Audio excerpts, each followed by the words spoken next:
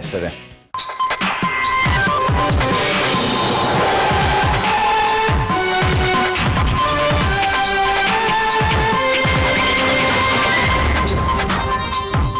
L'inchiesta sulla gestione degli hub di Bagnoli e Cona, rabbia e amarezza nei sindaci che ospitano i centri e tra i sindacati dei lavoratori che hanno operato spesso in condizioni di emergenza. Noi abbiamo ascoltato il popolo e sì di oltre 2 milioni di veneti, così il governatore Zaia sulla petizione lanciata da un docente di Bari in un sito internet contro l'autonomia. Virus West Nile allo studio dell'ULSS 2 di Treviso, il caso del 56enne contagiato mentre si trovava in vacanza tra Caorle ed Eraclea e non aveva patologie pregresse. 2 episodi inquietanti nella Castellana, una bomba molotov lasciata sul tavolino di un bar a Istrano, la pistola puntata da un auto in corsa a Castello di Godego. Nel mirino l'ex sindaco che dice sto valutando di farmi un porto d'armi. Truffatore ancora in azione nel veneziano a fare le spese 2 anziane donne, in un caso è sparito un orologio da 300.000 euro. Assurdo incidente a Crespano del Grappa, 70enne in bici travolto da 2 cani che improvvisamente hanno attraversato la strada, l'uomo è rovinosamente caduto a terra, le sue condizioni sono molto gravi. Infermiera vicentina in vacanza in Salento salva la vita a un 13enne colpito da un fulmine, il suo intervento decisivo. Fra poco al via il 75esima mostra del cinema di Venezia, star in arrivo per l'apertura affidata a First Man con Ryan Gosling, libro mai così blindato per la sicurezza, ma c'è anche la polemica del cerimoniere della mostra Michele Riondino sul ministro dell'Interno Salvini. Telespettatori di Antena 3, buonasera e ben ritrovati all'edizione del Veneto dei nostri telegiornali. In primo piano c'è il quadro a tinte fosche che sta emergendo di giorno in giorno dall'inchiesta della Procura di Padova sulla gestione degli hub di Bagnoli e Cona, quindi parliamo della questione migranti con i sindaci che inascoltati per lungo tempo oggi gridano la loro rabbia e anche la loro amarezza. È una sensazione veramente da schifo di tutto quanto quello che è successo in questi 3 anni. In quella ventina di chilometri tra Bagnoli di Sopra e Cona, che qualcuno ha addirittura finito con ribattezzare il distretto del profugo, dove all'apice dell'emergenza migranti si contavano oltre 2000 richiedenti asilo, la sensazione è forte. Dall'indagine della Procura di Padova sui centri di accoglienza in Veneto emergerebbe un quadro sconcertante, dalla prostituzione al rischio epidemia, dalle soffiate con cui si anticipavano visite istituzionali negli hub, al personale ridotto all'osso, ad operatori che sarebbero stati costretti a falsificare le firme dei profughi. A Bagnoli di Sopra si stanno preparando ad un eventuale processo. Abbiamo il dovere di costituirci parte civile e affronteremo eventualmente un processo per dare dignità ai nostri cittadini, per dare riscontro e far valere la verità. 7 gli avvisi di garanzia emessi dalla Procura, compresi i vertici di Eco Officina, che ora si chiama Edeco, la cooperativa che gestiva i principali hub del Veneto. Non me l'aspettavo che potesse essere coinvolti anche gli ambienti della prefettura, onestamente, perché la prefettura per noi è lo Stato, insomma è l'istituzione a cui un sindaco si rivolge quando ci sono problemi nel bene e nel male, quindi questa è stata veramente una sorpresa. Adesso l'indagine farà chiarezza per capire se effettivamente ci sono delle responsabilità. Al di là dell'indagine, secondo i sindaci ci sono però anche altre responsabilità di carattere politico. L'ultimo verbale della commissione parlamentare diceva che tutti i servizi funzionavano bene, che vengono fatte delle sufficienti lezioni di italiano. Non ce n'è uno che sappia una sola parola di italiano. Nonostante la presenza di richiedenti asilo si sia più che dimezzata nell'ultimo anno, in pochi credono al fatto che i problemi di Bagnoli di Sopra e di Cona possano trovare soluzioni a breve. Le certezze qui sono esaurite da diverso tempo, rimangono solo le speranze.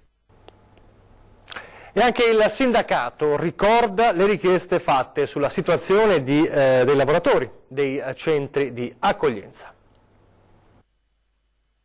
Sulla vicenda dell'indagine che riguarda i centri di accoglienza, anche i sindacati fanno sentire la loro voce, che è quella di chi per anni ha denunciato dubbi e perplessità e cercato di avere informazioni precise su lavoratori e ospiti, per migliorare, con richieste sindacali, la situazione di entrambi, un dialogo sempre difficile. Ci siamo accorti in un anno di attività sindacale che le cose all'interno delle basi di San Siro e di Conetta non erano le più idonee, tanto è vero che le stesse garanzie per i lavoratori non risultavano molto insoddisfacenti. Assemblea dopo assemblea abbiamo raccolto decine e decine di segnalazioni. Le segnalazioni arrivate alla CISL riguardavano soprattutto gli orari di lavoro e per questo il sindacato ha avanzato nel corso dei mesi precise richieste alla cooperativa. Secondo il sindacato, in base a quanto ha visto, certamente per i lavoratori non era soddisfacente a livello di ambiente, di condizioni anche di sicurezza, e di conseguenza non potevano essere garantite le più idonee condizioni anche di presenza e di permanenza per centinaia e centinaia di richiedenti asilo. Le segnalazioni riguardanti orari di lavoro, contratti, logistica sono state inviate anche alle prefetture di Padova e Venezia. Riguardano circa 150 lavoratori distribuiti in varie province del Veneto. Ci aspettiamo inoltre, rispetto a quanto abbiamo visto in questi giorni, che venga finalmente messa una pietra di certezza per quanto riguarda non solo le condizioni di lavoro e di presenza anche di richiedenti asilo, ma anche perché i tanti dubbi, le tante perplessità che noi in questi mesi abbiamo segnalato vengano finalmente chiarite. Anche per la CISL l'auspicio è che ora i centri vengano chiusi, perché in realtà non darebbero garanzie nemmeno ai lavoratori, oltre che ai migranti ospitati. Parliamo di autonomia adesso, c'è una petizione lanciata su una piattaforma digitale da un docente di economia di Bari con la raccolta di 1 migliaio di firme contro l'autonomia definita addirittura eversiva. La replica immediata del governatore Luca Zaia.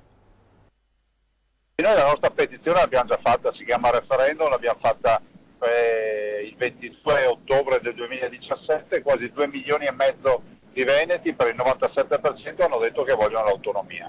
Questione di numeri, oltre 2 milioni contro 1 migliaio. Il governatore del Veneto è lapidario, noi abbiamo ascoltato un popolo intero, e il bersaglio è la petizione lanciata in questi giorni sulla piattaforma digitale change.org da Gianfranco Viesti, docente di economia all'Università di Bari, alla quale si sono accodati in poco più di 1 migliaio fra altri docenti, economisti e giornalisti, e dal titolo emblematico: No alla secessione dei ricchi, in riferimento all'iter per l'autonomia di Veneto e Lombardia. Un'autonomia che non esitano a definire eversiva. Immediata la reazione di Zaia, che ironizza ma puntualizza. Mi viene da sorridere per non dire altro. Penso che noi stiamo semplicemente applicando quello che è previsto in Costituzione. La Costituzione prevede la possibilità per una regione di chiedere competenze su 23 materie, allora vuol dire che anche la Costituzione è eversiva per questo. Viesti ce l'ha con le materie sulle quali il Veneto ha chiesto, secondo le regole istituzionali, di poter ottenere l'autonomia. Il Parlamento non può essere espropriato del diritto-dovere di legiferare su questioni decisive, dice. Siamo di fronte a uno stravolgimento delle basi giuridiche. Parole che il governatore chiosa così.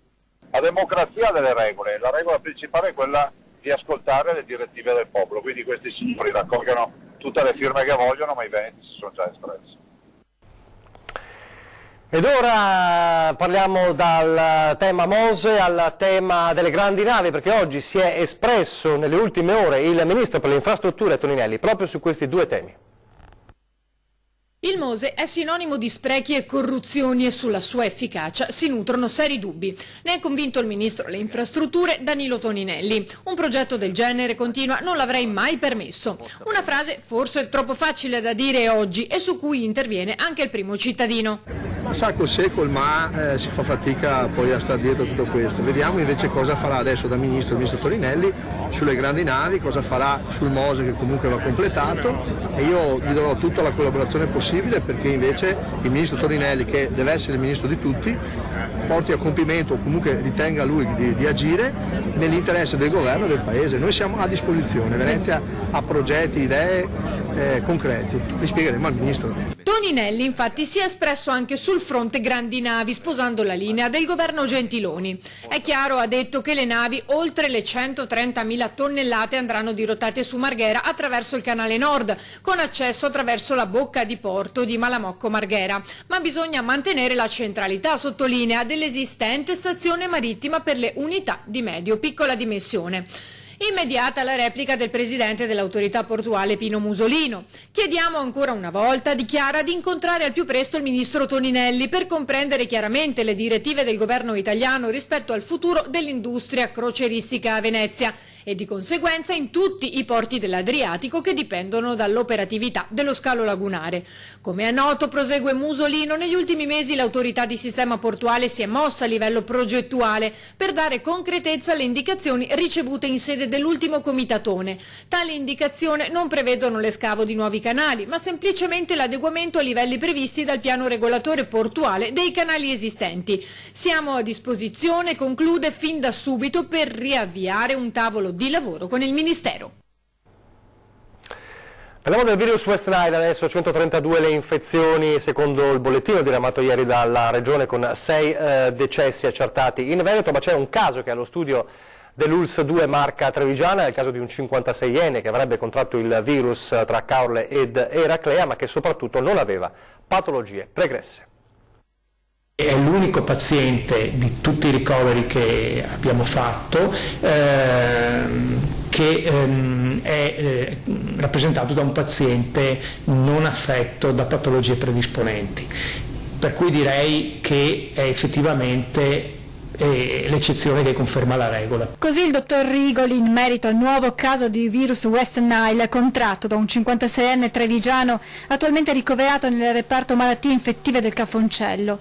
In realtà sono 2 in ordine di tempo gli ultimi casi di febbre del Nilo nella Marca, uno riscontrato in una 70enne con patologie pregresse ora all'ospedale di Castelfranco e l'altro, quello del 56enne, che rappresenta però una novità rispetto ai precedenti. L'uomo infatti risulta essere sano senza fattori di rischio. Questo paziente ricoverato da noi si è presentato con un impegno importante anche dal punto di vista encefalico e non attualmente rappresenta fattori di rischio. Al momento i medici del Cafoncello stanno facendo ulteriori accertamenti. Stiamo studiando il paziente per vedere che non ci siano delle situazioni sottostanti che hanno favorito questa infezione. Ma questo, spiega subito il direttore del Dipartimento di Medicina di Laboratorio, non cambia l'epidemiologia e quindi non devono esserci allarmismi. Più del 90% è rappresentato da febbricole leggere che passano in 1 o 2 giorni. Il paziente non se ne accorge nemmeno, in una piccola percentuale il paziente ha mal di testa, febbre più elevata e qualche volta rash cutaneo, cioè arrossamento cutaneo, e in una piccola percentuale che è inferiore all'1% c'è anche il coinvolgimento encefalitico. La cronaca, e siamo ancora nella Marca Trevigiana, nella zona della Castellana, 2 episodi slegati tra di loro ma che alzano la tensione, episodi inquietanti nella zona, una di Strana con una Molotov che è stata rinvenuta davanti a un bar, l'altro che ha come protagonista l'ex sindaco di Castello di Godigo, minacciato con una pistola da un'auto in corsa, e oggi l'ex amministratore dice: sto valutando di farmi il porto d'armi. Tensione nella Castellana per 2 episodi a dir poco inquietanti. Il primo a Villanova di Strana, dove alcuni cittadini questa mattina hanno rinvenuto una bomba Molotov abbandonata la notte scorsa da ignoti sopra il tavolino di un bar, in questi giorni chiuso per ferie. Sulla vicenda indagano i carabinieri di Castelfranco, che stanno visionando le telecamere di videosorveglianza, mentre l'ordigno è stato consegnato al RIS di Parma. Si cercano impronte che possono permettere di risalire i responsabili. È di ieri pomeriggio invece l'altro inquietante episodio che ha visto protagonista Pier Antonio Nicoletti, ex sindaco di Castello di Godego, che a 24 ore di distanza non nasconde una paura che aumenta sempre più. Sono anche un po' più preoccupato rispetto a prima e sto anche valutando se sia il caso di chiedere il porto d'armi. È lo stesso Nicoletti a raccontare la vicenda che l'ha visto protagonista intorno alle 14:30, mentre si trovava sul marciapiede lungo la strada principale del piccolo comune, davanti all'abitazione della madre, intento a parlare al cellulare. Si avvicina un'auto, finestrino abbassato del posto posteriore destro, c'era un uomo sulla trentina, forse un po' di più, con volto serio. Prima mi ha guardato, poi ha estratto una pistola, ho ben in mente la canna della pistola, non c'era il tappo rosso, ma mi hanno puntato questa pistola. L'assenza del tappino rosso non significa che si possa trattare di una pistola vera, potrebbe essere un giocattolo a cui è stato tolto, spiega Nicoletti, che una volta resosi conto di quanto successo ha denunciato l'accaduto alla polizia locale, che visionando le telecamere di videosorveglianza ad alta definizione fatte installare proprio dall'ex sindaco è risalita all'auto sospetta.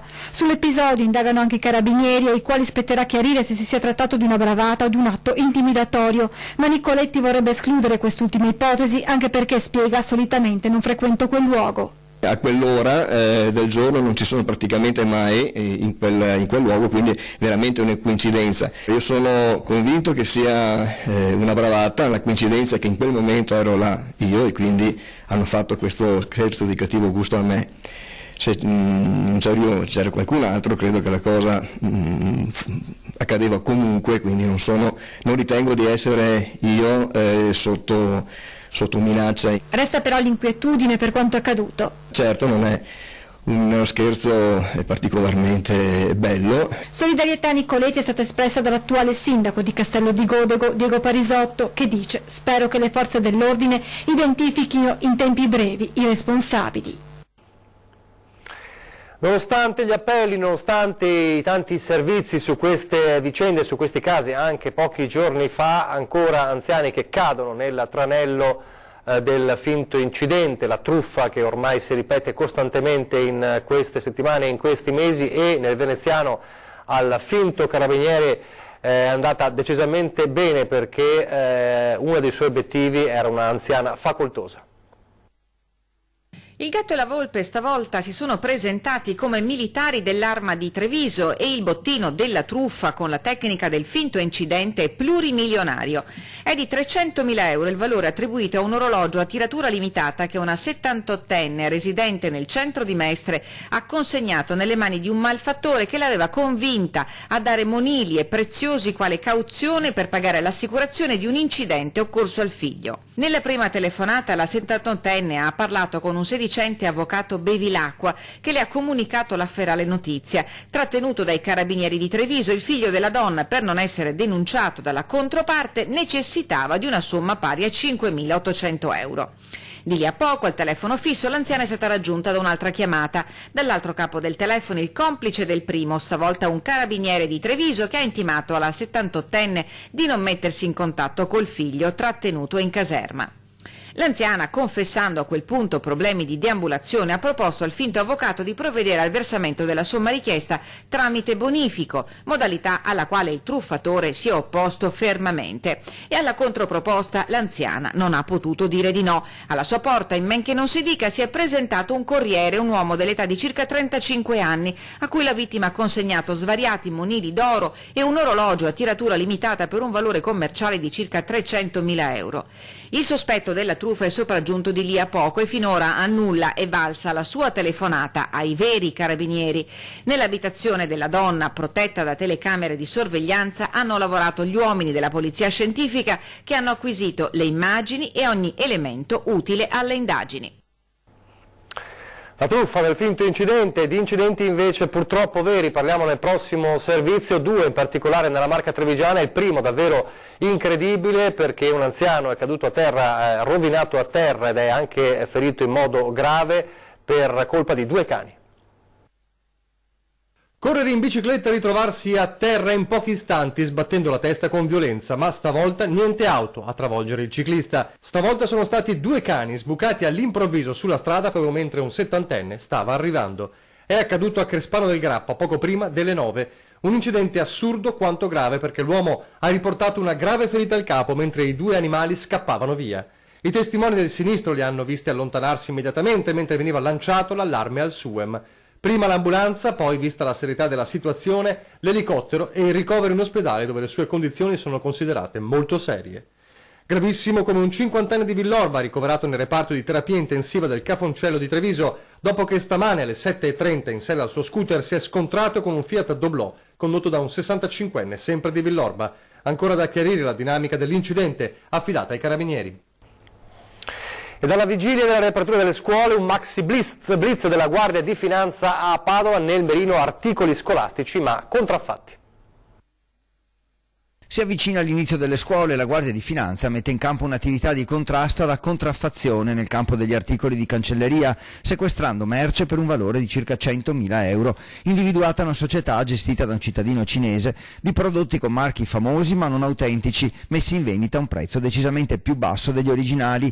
I finanzieri hanno acquistato alcuni oggetti per fare una verifica e, accertato che erano contraffatti, hanno perquisito il magazzino, sequestrando 14.000 matite. Il legale rappresentante della società è stato stato denunciato alla procura e dovrà rispondere del reato di introduzione nello Stato e commercio di prodotti con segni falsi. Nel corso della perquisizione i militari hanno trovato anche oltre 95.000 articoli di cancelleria senza le indicazioni utili per la prevenzione dei rischi e li hanno sequestrati. Adesso una breve pausa pubblicitaria.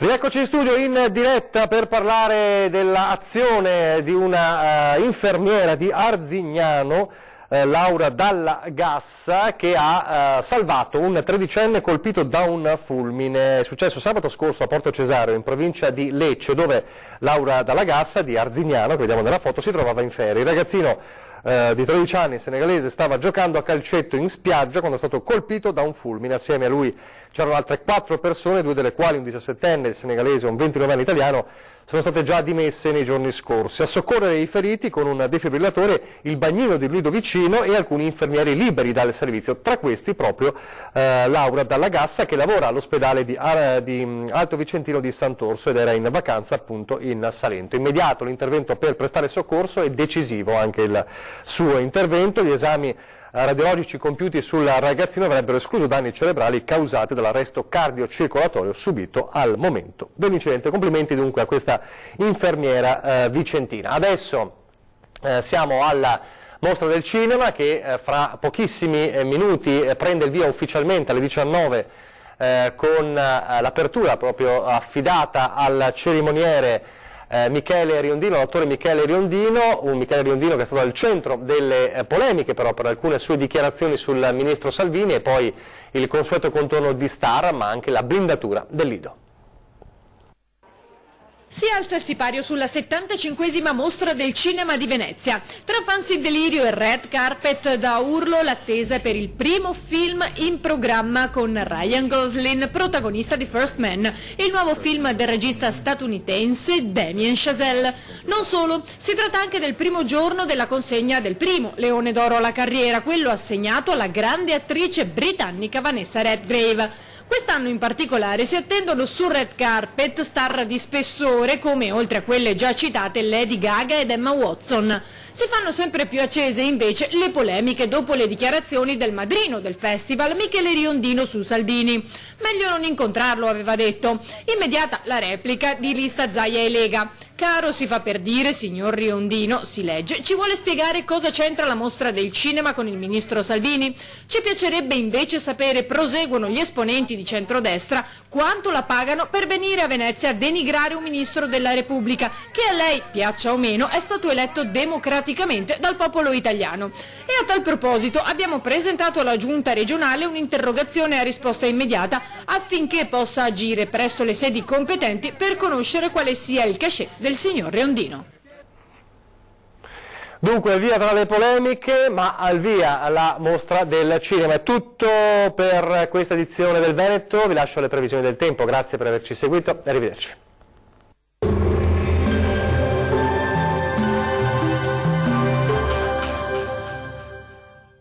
Ben ritrovati al meteo. Bella giornata di sole sulle nostre regioni grazie all'aumento della pressione. Sul Veneto sarà una splendida giornata caratterizzata dal sole sulla nostra regione. Infatti sarà ampiamente soleggiato ovunque e il cielo si presenterà sereno o al massimo con presenza di poche nubi sparse, salvo per locali acquazzoni sulle Alpi e localmente fin verso le prealpi. Temperature minime tra 15 e 19 gradi, massime comprese invece tra 25 e 31 gradi circa. Diamo ora uno sguardo al Friuli Venezia Giulia. Poche novità, anche sulla nostra regione dominerà il sole ovunque, sarà asciutto e stabile con il cielo che si presenterà sereno su tutti i settori. Tuttavia non si escludono dei temporali sui monti e localmente fin verso le pianure. Temperature minime tra 16 e 18 gradi, massime oscillanti invece tra 27 e 31 gradi circa. Vediamo infine la situazione del Trentino Alto Adige. Non cambia di molto la previsione, bel tempo anche sulla nostra regione, sarà infatti ampiamente soleggiato al mattino, ma dal pomeriggio qualche piovasco sarà possibile a macchia di leopardo. Temperature minime tra 16 e 17 gradi. Valori massimi oscillanti invece tra 25 e 26 gradi circa. Dal meteo di Antena 3 per ora è tutto. Arrivederci al prossimo aggiornamento.